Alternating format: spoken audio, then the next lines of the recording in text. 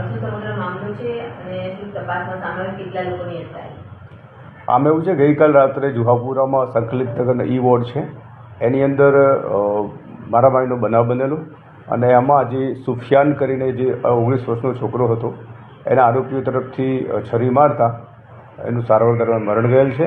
બનાવમાં એવું છે કે જે આરોપીઓ છે એમના ઘરે પ્રસંગ હતો, તો એમના જે સાધુભાઈ છે મણિયાર કરીને, એ અકરમ મણિયારે પાન ખાઈને પિચકારી મારી.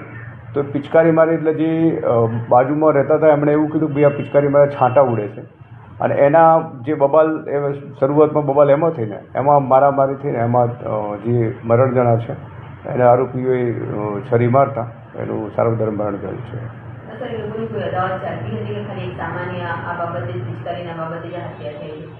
ના, રેકોર્ડ ઉપર કોઈ અદાવત કે કોઈ અગાઉ બનાવ બનેલો કોઈ ગુનાહિત હિસ્ટ્રી એવું કંઈ નથી. આ એક સામાન્ય બોલાચાલીમાંથી ઉગ્ર ઝઘડાનું સ્વરૂપ ધારણ કરી લીધું ને એનું પરિણામ આવ્યું છે એવું ધ્યાનમાં દેખાય છે.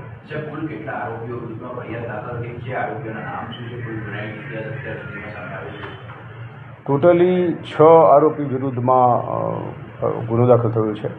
એમાં જે પિચકારી મારી હતી અકરમ મણિયાર છે, શાહરૂખ ખલીફા છે, તાહિર ખલીફા છે, તારીક ખલીફા છે, અયાન આરિફ છે, એમ કરીને 6 આરોપીને એક તબસ્સુમ કરીને લેડી છે, એમ 6 આરોપી વિરુદ્ધ છે. એમાંથી 5 આરોપીને પોલીસે ડિટેન કરેલા છે, પૂછપરછ ચાલુ છે. એ સિવાય જે એક આરોપી છે મહિલા, એની તપાસ ચાલુ છે. હા, મેં આપને જણાવ્યા પ્રમાણે એ લોકોનો કોઈનો ગુનાહિત હિસ્ટ્રી ટેકર ઉપર નથી. કોણ છે, નામ શું છે એનું અને કામ ધંધો શું કરતો હતો, અભ્યાસ કરતો હતો કે કેમ? હા, મેં આપને શરૂઆતમાં નામ જણાવ્યું કે મૃતકનું નામ સુફિયાન મોહમ્મદ સફી શેખ છે. 19 વર્ષની ઉંમર હતી અને જે ઢાલ ગરવાડમાં કપડાના કામ કરતા હોય છે એ કામ કરતો હતો. ના, એમાં જેની સાથે જે બબાલ થઈ છે જેની સાથે એ એના સગા થાય છે, એટલે જે બબાલ સાંભળી એટલે બાજુમાં ઘર છે એ પણ ત્યાં દોડીને ગયો હતો છોડાવવા માટે, અને એમાં બબાલથી એમાં એને વાગી ગયેલું છે.